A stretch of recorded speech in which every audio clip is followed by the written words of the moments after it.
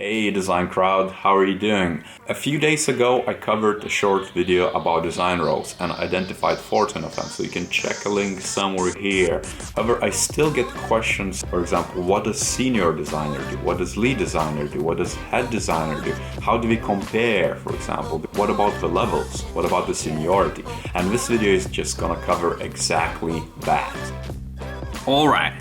So, as you know, design is a craft that has to be mastered over time. You have to basically commit for a long term here. And if you don't, I have bad news. It's best to start here because apprentice and intern, shadow is something where you, for example, would start anyways in any craftsmanship, in any sort of maker type of business or maker type of work, because perhaps you could just do it at home, freelancing, or perhaps you could learn it by doing it for actual project. Basically, you will be expected to assist and perhaps even target some of the areas to a problem. If you want to progress fast, prepare to dive deep into actual problem. And of course, you're not gonna be expected to do much. You're gonna be just expected to learn, and your employer would just invest in you for like a long term, so that, you know, at some point maybe you would kind of like in your life cycle of your career, you would get back or continue growing and bringing value to the company. So as an apprentice, as a shadow, as an intern, you would just sponge and learn from more experienced designers and perhaps be a helpful hand assisting them. Next, we have junior, and junior is much more experience. So for example, these days for an entry-level position, you will need like 3 years experience, which is quite ridiculous, but it's also understandable because it's quite competitive, the demand is quite high, and the market is getting much more saturated by the day. So if you would have internship experience, some sort of portfolio and cases, you can solely and easily get a junior position. And it's an entry-level job, so now it's time to dive deep and immerse yourself with design disciplines. So it's best to pick one or two to begin with, as it's easier to learn new things by building on top of, you know, relevant and related knowledge. So let's say maybe you are gonna go graphics approach, maybe you're gonna focus on interaction, maybe you're just gonna focus on user research, maybe you're gonna try to become generalist. But a good idea is just actually focus on one of the branches and deep dive on that. Once you have some sort of mana and you have, you know, substance in your knowledge and experience, you would transfer into midweight designer, and congrats, you can call yourself a full weight designer, you know, full-on full-time designer. Expect a lot of hands-on work with trust and coming, you know, with high quality solutions. And at this point, you're gonna be proficient or close to being proficient in one of your chosen disciplines, and perhaps you're gonna dive into different disciplines. So maybe you're interaction designer who also can code a little bit, or an interaction designer who's responsible for visual communication, or interaction designer who's doing user research, or vice versa. You know, it doesn't matter what sort of mix and match set of knowledge and skills you have, but idea here is that you should be proficient at one thing of user experience, lifecycle, or methodology, whatever it is. It could be research, it could be ideation, it could be prototyping, it could be testing parts, whichever you feel like it's the strongest bit, but it comes naturally as well. And next would be senior.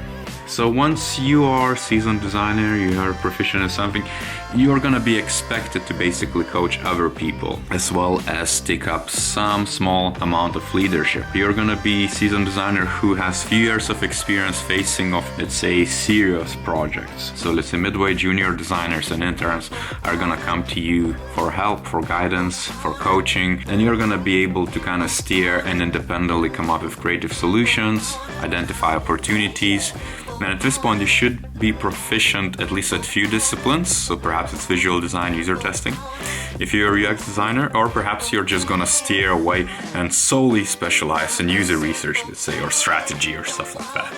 And that's where it comes to a next senior level, which is lead. It's really established role, meaning you're gonna be able to solely lead the design project and design work streams. So you're gonna be a person of contact for any design related work. You're gonna be the one who's also a hands-on designer, but has a clear design thinking and is well seasoned, industries, projects, and different problems across the spectrum. And you're gonna be kind of like responsible to apply your design thinking to any problem and come up with solutions. So think of it as a person who sets the direction and leads the team from the front and still being hands-on. Sometimes these roles also try to transition to a next level, which is basically UX manager or just manager. This next level it could be for a parallel, so it's not necessarily a step up because leads tend to do some management work as well. It really depends on the organization. Could be like a sole manager who's kind of like a project manager with some design background, and responsibilities might vary from admin work to manage the deliverables, to manage the streams, to manage the timings, and perhaps multiple different specialists in the design field, and maybe align with other work streams in the project. So it could be developers or you name it. And generally UX manager would be responsible for much less hands-on work, and I would say no hands-on work whatsoever. So that would be a separation between lead and manager. Depending really on the organization, now you're gonna go into a gray zone where you have all other roles. The more up you go, the less hands-on work you're facing. And for example, principal could be another example which comes after lead. There could be some intermittent roles depending on the organization. It could be a hybrid. But principal is a role where typical in large organizations, it's a step up for all-timers. And by all-timers, that doesn't mean anything bad. It's just someone who's a specialist and believes in their craft, but has, tremendous amount of experience. I've seen some people who have 20 years of design experience and they're principal designers.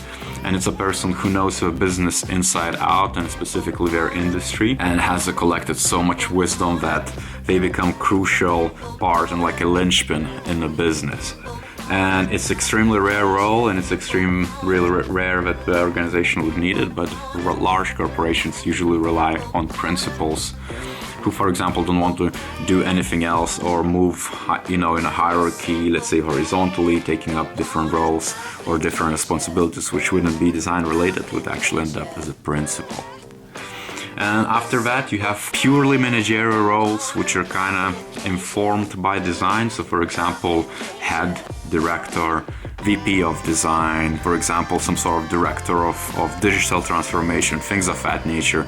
So I kind of cluster them in one group because it becomes like a really dark zone where you're much more strategic player. So for example, head of design would run the team, resources, projects, things of that nature, and rely on their managers and leads to drive the smaller changes in the team. Meanwhile, director would take much more strategic evangelist approach, where we would tend to present and to upsell, tend to integrate with other business units and transfer their vision down the value chain, like heads, leads, and seniors and so forth. These players are much more performance driven, so they care about metrics, overlaying strategy, the digits. So for example, you come up with some sort of design decision and you deal with director or head or VP, you need to prepare your metrics. So every design choice has to be somehow based on gains or losses, or align with some sort of business goal. So this sums up some of the different seniority levels in design field. I hope you find it useful. I might have missed one or two or perhaps a few because there are some intermittent steps. However, these are the main ones which usually in any organization, especially the bigger ones, you would notice. So I hope you enjoyed this video, and if so, as usual, give a like, subscribe, comment if I missed anything out. Share with your friends if you find it useful, and again, check the video somewhere around here about different roles of design. Thanks a lot for watching. Again, stay on the rise.